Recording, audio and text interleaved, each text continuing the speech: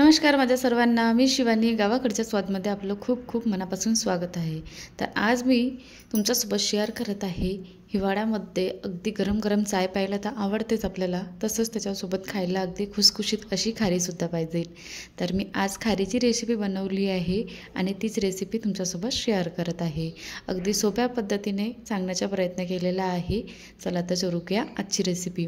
त्यासाठी एका भांड्यामध्ये काय करायचं, 1 कप मैदा घ्यायचा, छानून घेतला मी.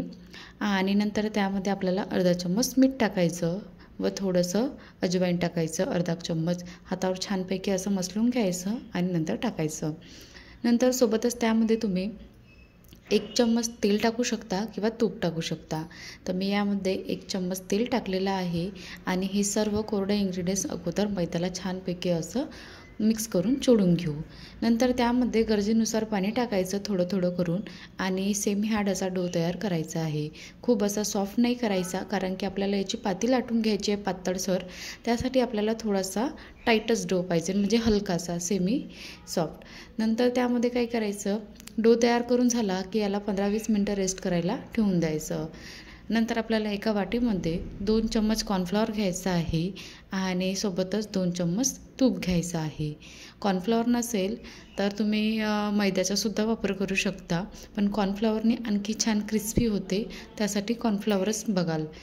नंतर स्लरी तयार करून झालेली आहे याची, कॉर्नफ्लॉवरची आणि तुपाची. तर त्याला साईडला ठेवलं आणि जो डो आपण रेस्ट करायचा ठेवला होता तो 10-15 मिनटानंतर आपल्याला चेक करून घ्यायचा आहे. एकदा आणखी मळून घ्यायचा. नंतर त्याचे छोटे छोटे असे गोळे तयार करून घ्यायचे आहे.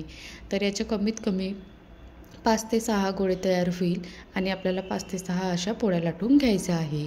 तर अगोदर मी पूर्णपणे गोळे तयार करून घेतले.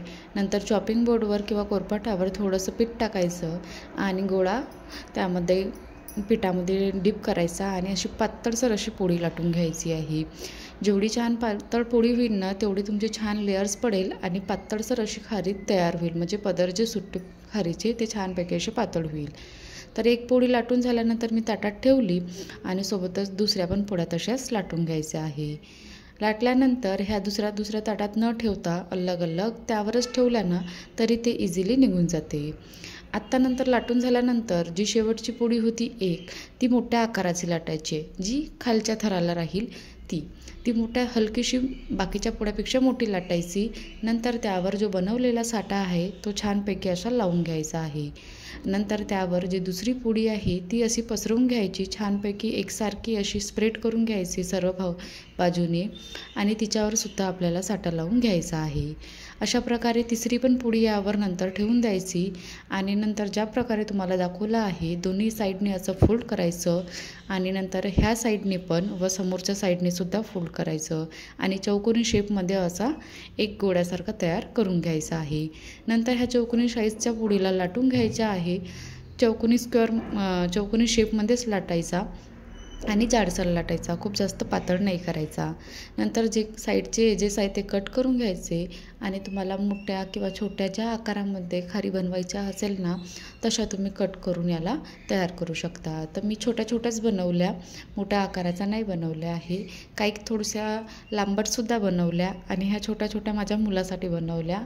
त्याला आवडते जास्त करून हे असंच खायला, तर मी त्याच्यासाठी छोट्या छोट्याच बनवल्या. तर तुम्ही मोठ्या आकारामध्ये म्हणजे कट करताना 2च भाग करून त्याचेवाले तुम्ही बनवू शकता, जसं तुम्हाला आवडेल तसं. खारी तयार करून झाल्यानंतर याला आपल्याला फ्राय करून घ्यायचं आहे. तर फ्राय करण्यासाठी मीडियम फ्लेमवर गरम केलेल्या तेलामध्ये आपल्याला फ्राय करायचं आहे. खूप जास्त असं कडकडीत झालेल्या तेलामध्ये बिलकुल नाही करायचं आहे.